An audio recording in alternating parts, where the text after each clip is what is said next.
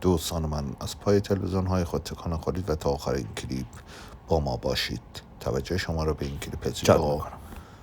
سلام، روزتون بخیر دوستان من. حالتون چطوره؟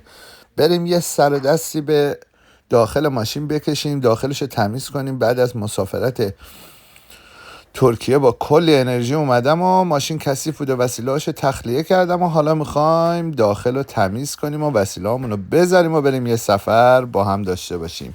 بزن که بریم بچه ها. عشق منی، سابسکرایب لایکتون نشه. حالا پاک میکنه اینجا دستمال میکشه، اونجا دستمال میکشه، بایی کرده بکش من میده پایین، دش حالا دش نرم میزنه. خب باریکلا، همه رو تمیز کن. چه پسری. جارو برقی یخچال همه رو صندلی ها بده ماری جمع کن. باریکلا، برو ها، همه رو تمیز کن. جای دوربین عوض میکنه. حالا دستمالش عوض کنه، تمیز بکش. ماشاءالله چه سرعتی داره این پسر مشهدیه. اون برو پایین تمیز کن. تمیز. آخه خب انقدر دیگه تون کار کردم، خسته شدم. نگاه کنه چی تمیز رفت همه جا. خداییش پایین بالا همه جا برق میزنه. بچه ها تموم شد و خدا رو شکر همه چی رو مثل روز اولش فعلا کردیم و بریم حالا لوازم داخل ماشین بذاریم. همه رو برده بودیم خانه، شسته بودیم و تمیز. تانیا زحمت کشیده بود. این هم از ماشین. بچه هایی هم که ولوای 860 تا ندیده بودن، از جلوی ماشین اگه براتون بگم آپشنایی که داره مشخصه. حالا توی ویدیوی سعی میکنم براتون کلشو با توضیحات بزنم. قفل کن، جفت کن، تغییر ریش، تنظیم باد، این اسپکچرها اینجاه، الباقی کروز کنترل رو اینا داخل فرمونو. عرضم به حضورتون که ضبط CD باستا رو سیستم داره. باساشی پایینه، بلندگو پایین داره، بالا داره و چنجر. اینجا هم کمد و اشکافش هست. اینجا هم وسیله های ترشی و مرشی ما اینجا میذاریم و جای تلویزیون و یه جا بالا داره و اینجا همه بچه ها، اینجا جای دکیومنت همه، این بالا همه جا داریم، اینجا جا دارین، این بالا جا دارین، حالا هرچی دوست دارین بذارین. عرضم به حضورتون که اینجا جای ماکروفرمون هست، اینجا جای حالا من بشقاب و اینا، اینجا هم جای چایام، شکاف بالا، اینجا یخچالم هست. داشتم میرفتم مسافرت خاموش کردم. این فریزرشه. صندلیامون میز آفیسی میشه، تخت خواب میشه. این بالا هم تخت خواب هست که ما اگه اینو به این صورت بکشیم باز میشه و تخت خواب رو خواهید دید. بالا هم کمربندایی که میاد پایین و نور و LCD و همینطور شکلی هم بچه ها تا میشه. اینجا همه نورای مستقل داره برای خودش، نورای کوچیک داره، به این صورت تنظیم میشه. و اینکه این پنجره ها هست، حالا روکشاشو من زدم فعلا. این نردبونش هست برای بالا که میتونین نردبون رو به این شکل در ولوی 860 باز کنید. بسیار خودروی جادار خوب با دیزاین عالی هست که جایی برای گفتن ولو نداشته. ماشینمون تموم شد کاراش. بریم برای تریپ زدن. همینطور که میبینیم ما پشت خیلی جا داریم بچه ها. واقعا یه افیس، یه خونه هست اینجا. این محفظه‌ای که ما اینجا داریم تا جلوی راننده خودش نزدیک 3 متره و میتونیم بریم دنبال بارمون و لوازممون رو بچینیم. و امروز اولین روزیه که بعد مسافرت شروع کردم. دوستون دارم، با ما باشید. اینم سالار تمام کاراش دیگه تموم شده دیگه بچه ها. دیگه نگاه کنید داخل، نگاه کنید مثل خارجی ها از این برگاه زیر پا انداختم و همه چی دمپایی اونجا چتکه شده دیگه. تموم دیگه. بهتان قشنگ داخلم نشون دادم. این موادم از اینجا بردنه. خب همینطور که میبینین ددددن پلاک مشهد. به به سالار نگاه کنین. چراغا جدید. شماره 1532 جان. عشقا خیلی مخلصیم. خب ماشین که اصلا رو به راه میشه تر و تمیز میشه ما خیالم راحت میشه. اصلا انگار بهتر راه میره. این قانون هم تو سواری هست هم توی ماشین سنگین. خلاصه کلامون رو برداریم. آره پردرم کشیدم و همه چی هم رو به راه. بریم باره رو بزنیم و حرکت کنیم بریم سمت کبک. هوا هم برفی احتمالاً دیگه این روزا برف رو داشته باشه. مراقب خودتون باشین. سابسکرایب کنه، لایک من کنه، حمایت کنن. هر هفته براتون ویدیو آپلود میکنم. خب رسیدم به جاده های زیبای کپک سیتی. شهرهای تاریخی زیبایی که توی استان به چادره.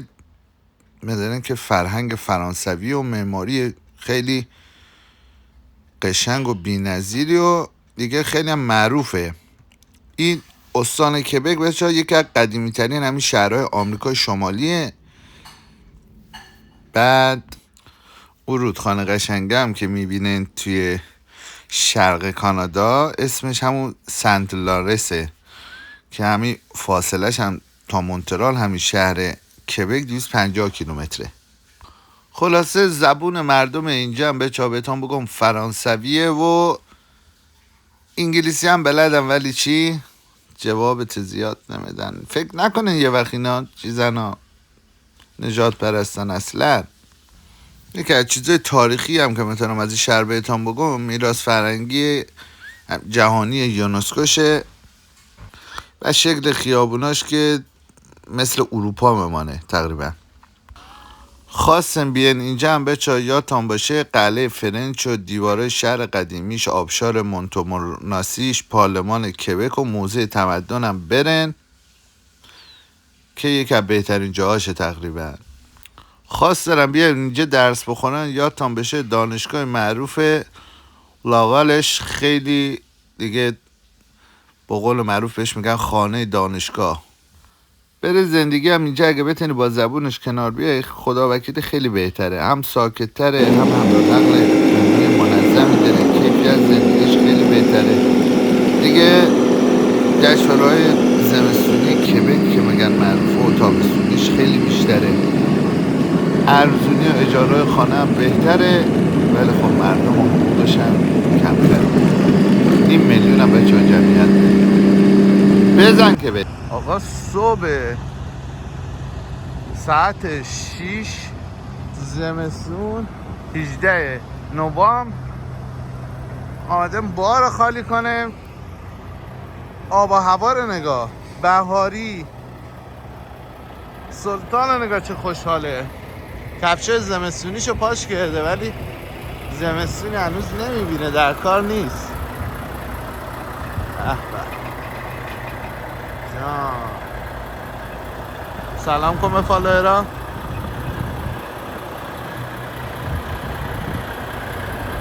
رنگ چش زخمه. بچه‌ها نگاه کنید جای جادار. میخوام یک بکاپ بزنم. دور زدم شماره 12 او جلو. او جایی که او بالا شماره نداره همون 12 نگاه کنه. اینا اینجا دورش مدام نگاه کنه. میخوام بهتون بگم همه کار با تریلی میشه که یک مارپیچ یک دوباره چپ توی حالت که واسطادم نگاه کنه. راست چپ راست چپ راست چپ راست چپ راست. همینطور راست چپ برو جلو راست کن.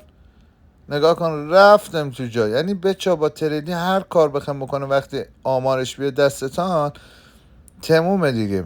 اینطور جایی که بازه ما از دستی با فرمون بازی میکنم میام عقب جلو که اندازه ماشین دستم میاد. نگاه کنن صاف خوشگل. تا وقتی اونا تخلیه میکنم بچه ما میخوام یک چایی بزنم. آب میزنم تو چاینیک. خب ترچمنده میرم بزنم جوش بیه فلاکس رو در میارم و خب تو وقت فلاکس چای داخلش بریزم نگاه کنین چه چایی هم داریم چای نپتون چای سبز چای چینی ارزان تیم هورتون شکلات چاکلت همه چی هست هر چی خواستن میتونن درست کنن. حالا چای منو درست کردم و یه صبحانه بیام بزنم. این قابلمه که میبینن اینجا داریم قابلمه چینیه به چه اگه خواستیم بگیرن عالیه همه کار توش میشه بکنه. روغن ریختم و یه چند تا تخم مرغ مدازم و بله نمکشم بزنن و میگن دیگه یک تخم مرغ کافه جان برو یه هم نباته گذاشتم با چایمان بزنم و به به. خلاصه یه هم از زندگی و صبحانه داخل ماشین خوردن ما. جای شما خالی. لایک و سابسکرایب یادتان نشه. مرسی بچه. سعی میکنم کیفیت ویدیوها رو با لایک های شما هر دفعه ببرم بالاتر. عشق منین. دم همگیتون گرم. هر جای جاده ها و دنیا هستین درایوتان اگه پشت تریلی سیف هر جای دیگه هستین سلامت باشین.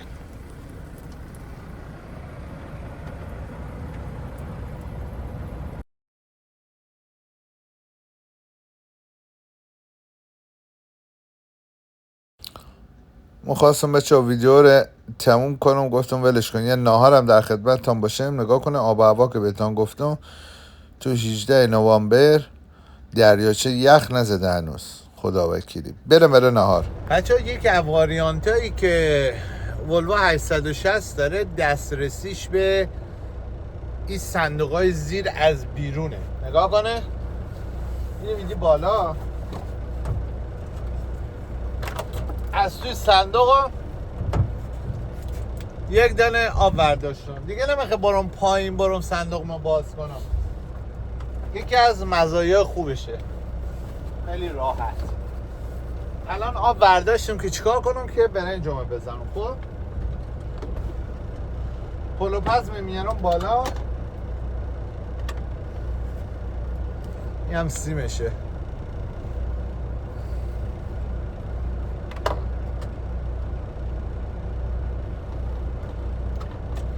قابلمه همونه که توش تخم مرغ درست کردم جمع کنم بزنم داخل خودش.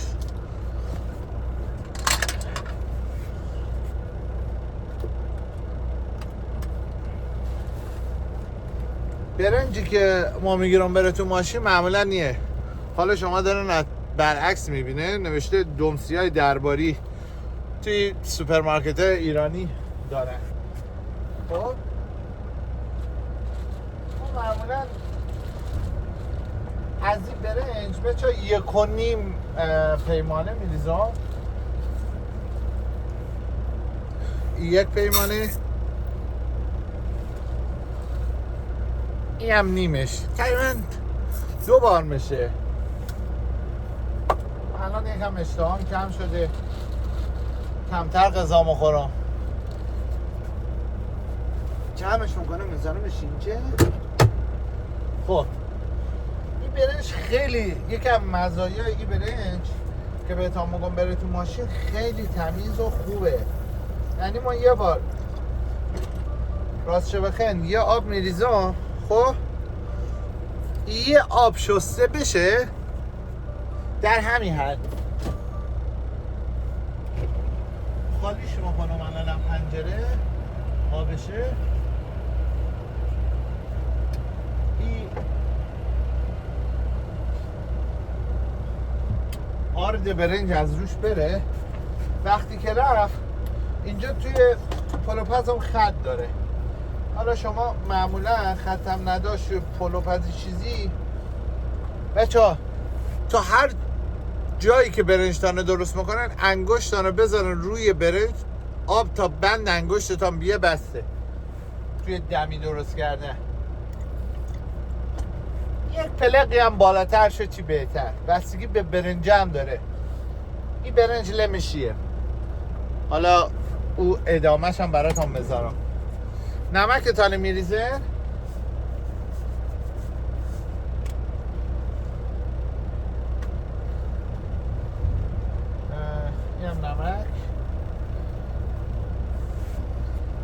نمکتان نترسن، یکم بیشتر بریزن.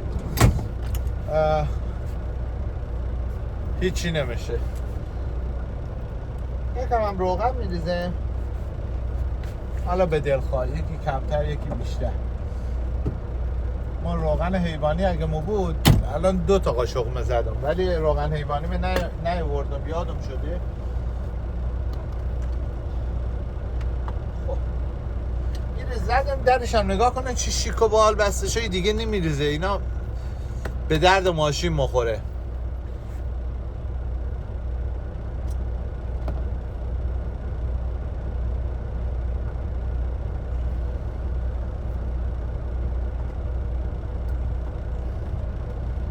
کلیچه بزنی پایین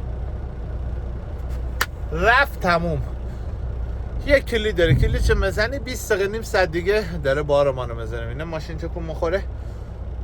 برنج من آماده، هر جا تونستین دیگه وای مثل من میکنید. الباقی ویدیو رو براتون بذارم. خلاصه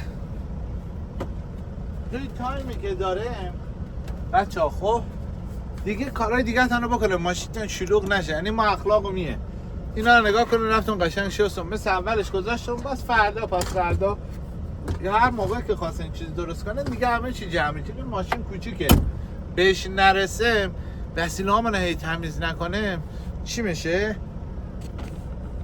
از این حالت خوشگلی که آدم دوست داره بیاد تو ماشین دیگه در میاد. یکم مسئله بود خیلی مهم.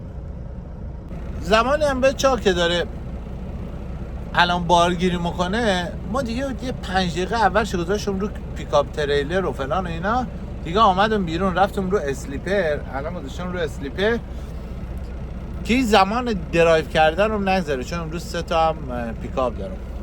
این هم یکم مسائلی بود میخواستم بهتون بگم. آروم غیر قانونیه.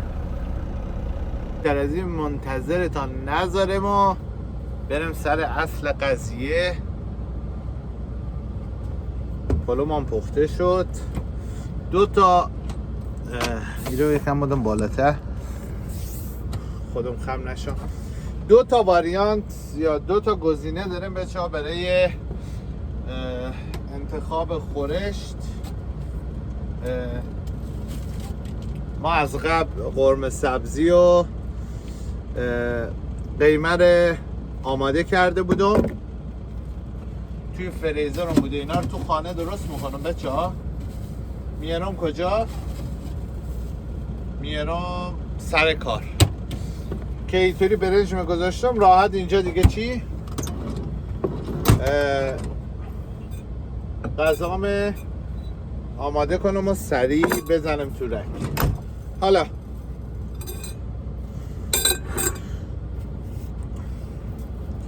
یزی درستش میکنم همینطوری بذارمش توی مایکروویو فعلا یکم باز شه.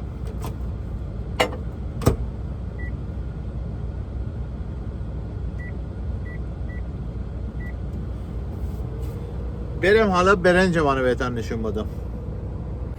برنجم بچه ها نگاه کنین توی پلوپس وقتی خودش تموم میشه میاد اتومات روی وارمو، یعنی همین گرم کن و این هم برنج پخته شده عالی.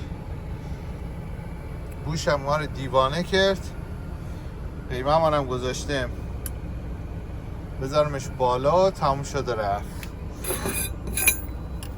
اینم اگه بخوایم اینطوری بهتون نشون بده نگاه کنه.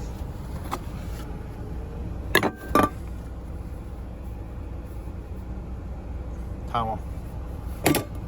یک پرسه باحال به من داد به این شکل. قیمه منم الان میاد روش. میتونین توی ماشین یا توی خانه خودتون اینطوری درست کنن و نوش جان کنن.